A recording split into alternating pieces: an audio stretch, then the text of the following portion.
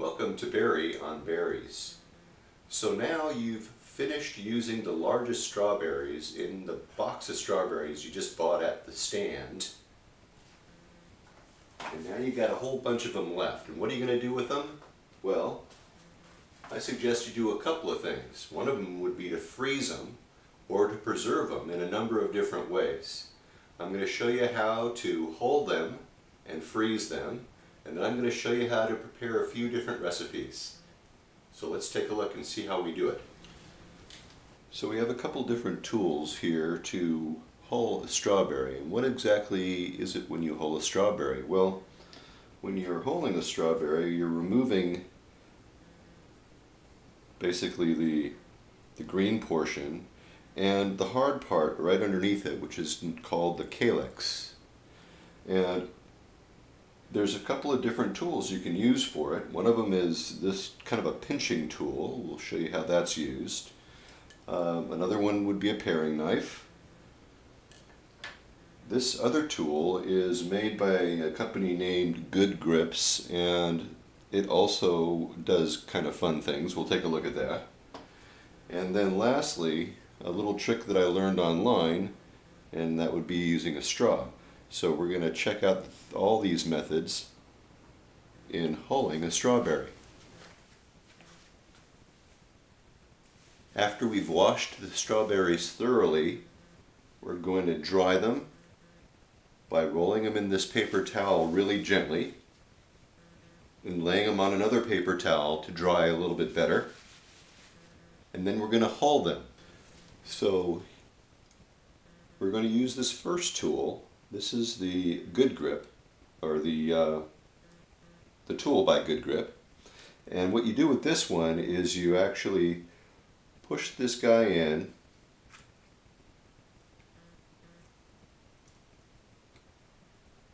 and pull out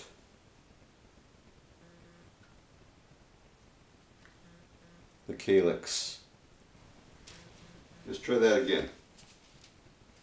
This one, again, you just push it in, give it a twist, pull it out. Pretty simple. Not bad.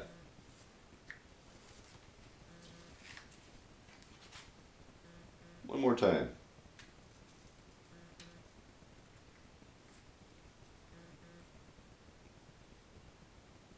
Pretty simple. I like it.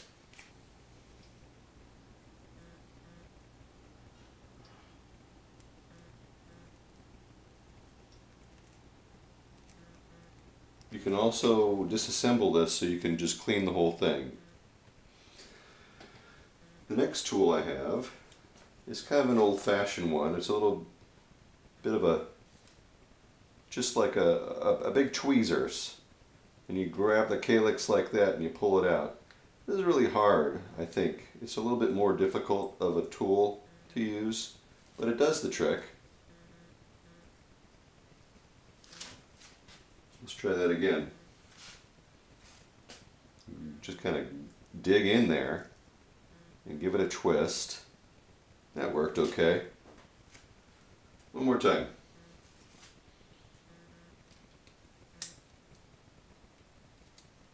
Okay, not bad. Okay, here's the old-fashioned paring knife. And basically when you're using a paring knife, you put it in at a 45 degree, and instead of moving the paring knife, you basically just turn the strawberry around. That's how you do that. And it just takes a little extra cutting skill, but with a little practice, anybody can do this. So the paring knife, pretty simple. Again, 45 degree, and then just spin the berry around.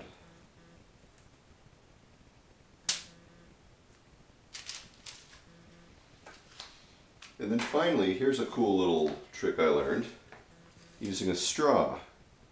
You push it through, and just basically it pops out the top.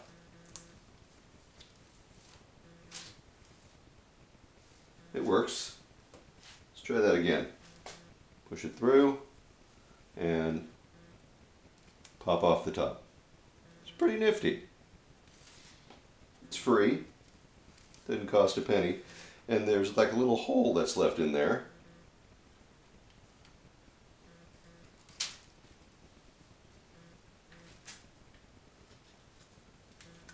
So pretty simple, interesting little tool.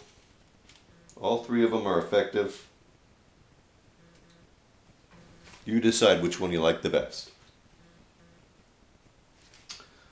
So we want to go ahead and go through this whole batch here, and you're going to hole each one of these.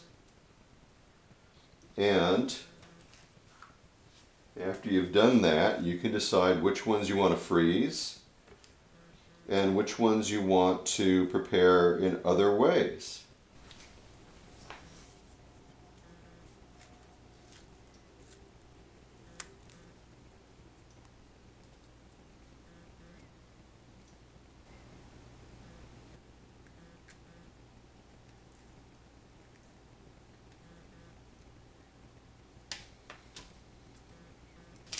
So here we have a beautiful tray of hulled strawberries. We lay them out on a cookie sheet like this with wax paper on top. We try to keep them separated, and then we put them into the freezer. After they've frozen overnight in the freezer, we transfer them to a freezer bag, and we can keep them for 6 months in the freezer. So now we've gotten these strawberries out of the freezer, and they are ready to go into our plastic bag to be eaten another day.